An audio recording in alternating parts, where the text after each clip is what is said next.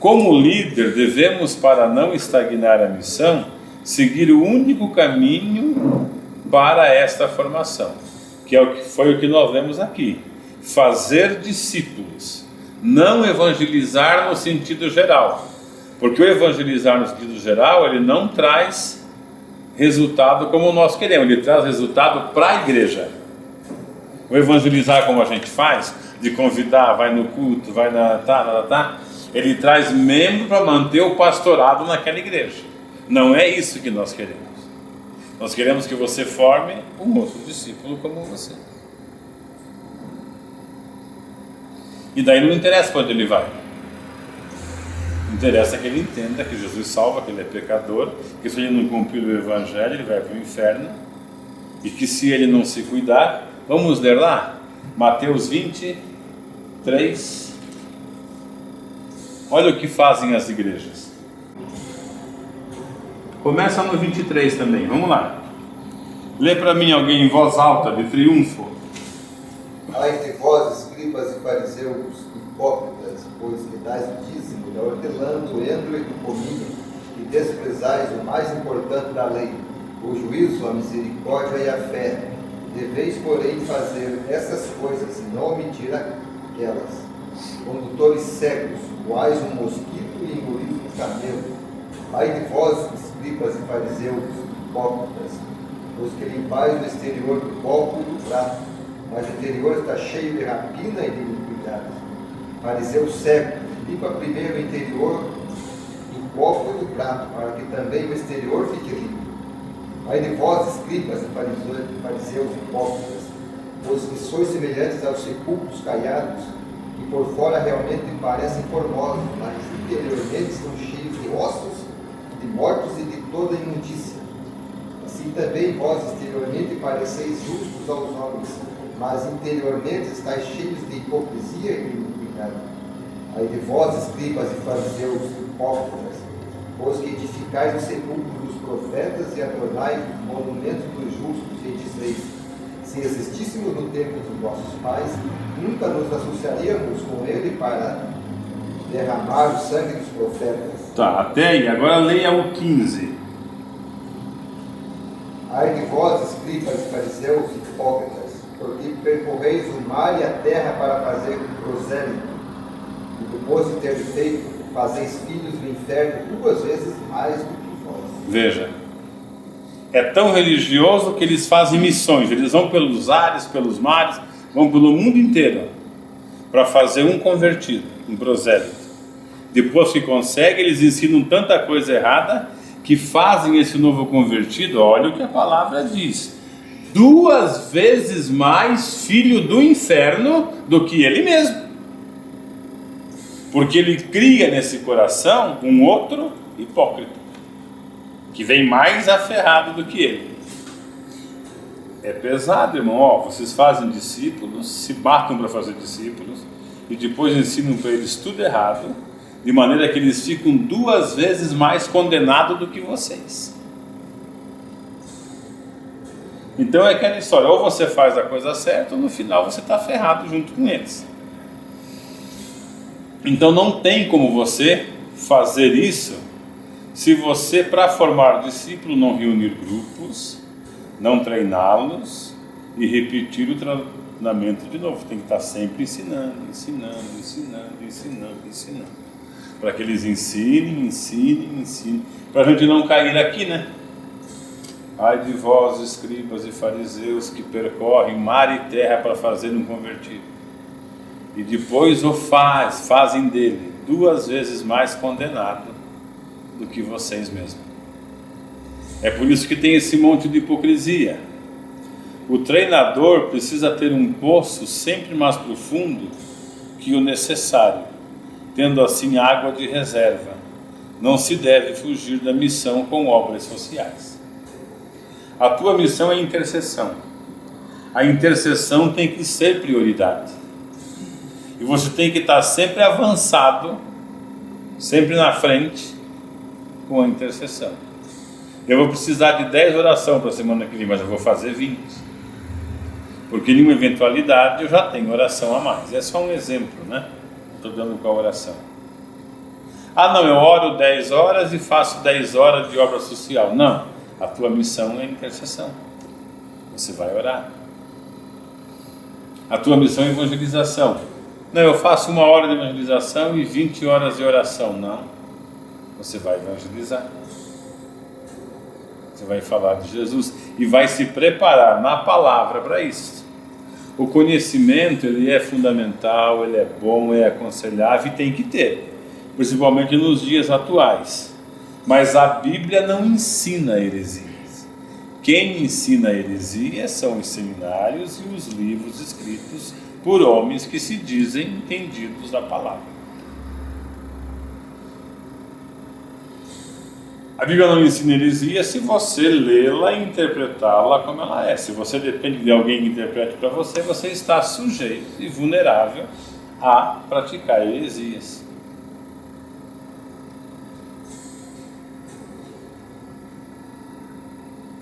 A avaliação de Deus. Vamos ver como é que Deus avalia cada um de nós.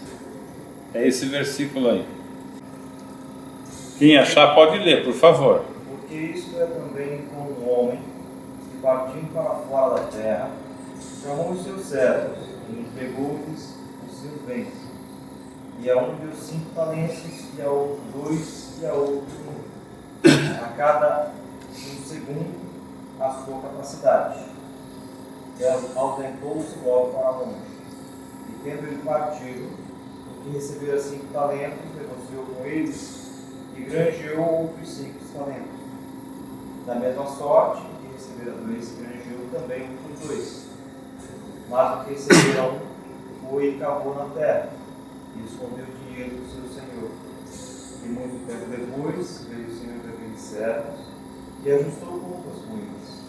Então aproximou-se. Vou ler um pedacinho mais. Então aproximou-se o que recebera 5 talentos e trouxe-lhes outros 5 talentos, dizendo: Senhor, entregaste-me 5 talentos, eis que outros 5 talentos que ganhei com eles. E o seu senhor lhe disse: Bem está, servo bom e fiel. Sobre o pouco fosse fiel, sobre muito te colocarei. Entra no gosto do teu senhor.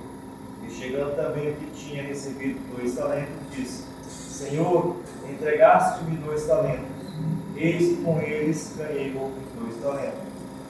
Disse-lhe o seu senhor: Bem está, bom e fiel servo. Sobre pouco fosse fiel, sobre muito te colocarei. Entra no gozo do teu senhor. Mas chegando também o que recebera 1 talento, disse: Senhor, eu conhecia-te, e és um homem duro, e ceivas onde não semeastes, e ajuntas onde não espalhastes. E atemorizado, escondi na terra o teu talento. Aqui tens o que é teu. Respondendo, porém, o seu senhor disse: Mal e negligente servo, sabes que sei onde não semeei, e ajunto onde não espalhei. Devias então ter dado meu dinheiro ao banqueiro, e quando eu viesse, receberia o que é meu com juros. Tirai, pois, o talento e dai a quem tem os 10 talentos. Porque a qualquer que tiver, será dado, e terá em abundância.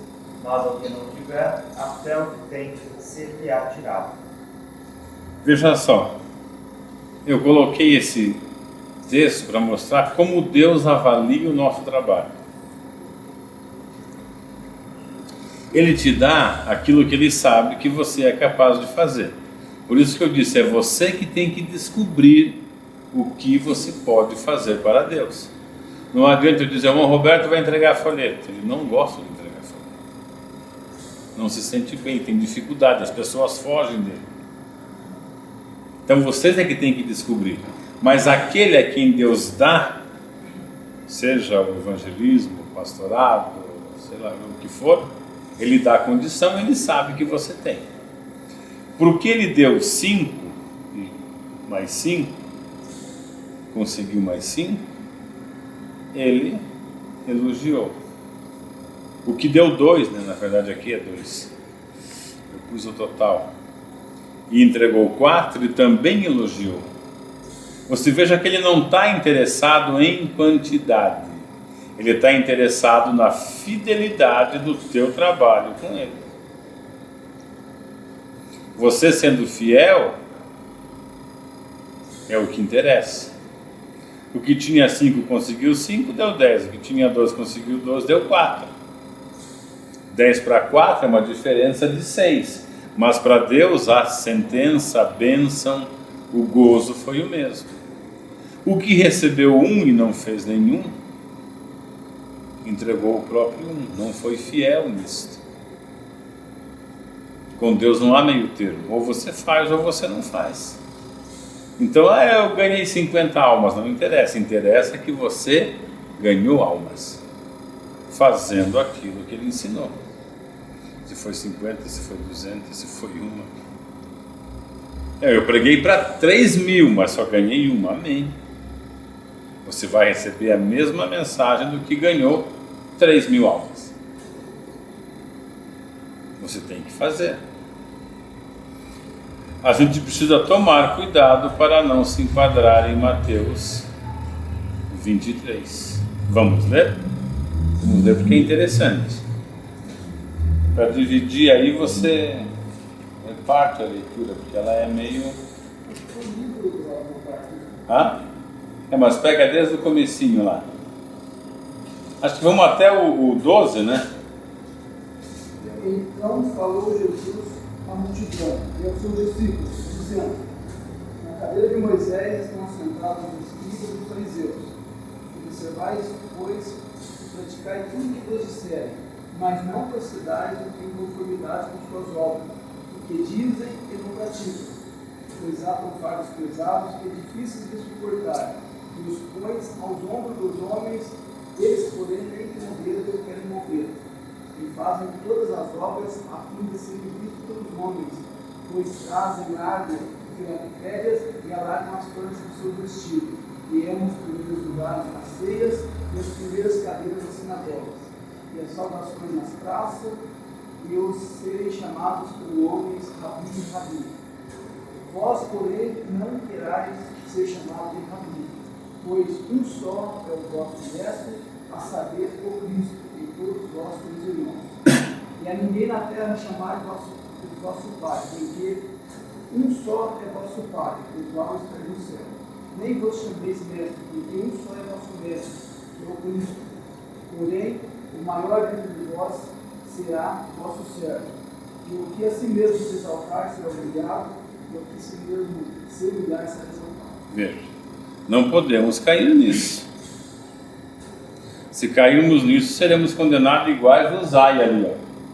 Ai de vós, escribas e fariseus, que correm a terra e o mar para fazer um crente, depois que fazem, tornam ele 2 vezes mais filho do inferno, condenado, do que vocês.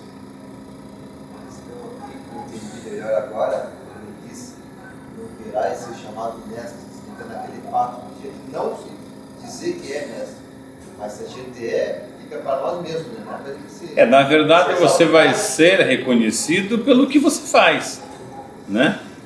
O irmão tem habilidade para ensino, ensina. O irmão tem habilidade para evangelismo, evangelize. O irmão tem habilidade para pastorear, pastoreie. O irmão tem habilidade para servir como diácono.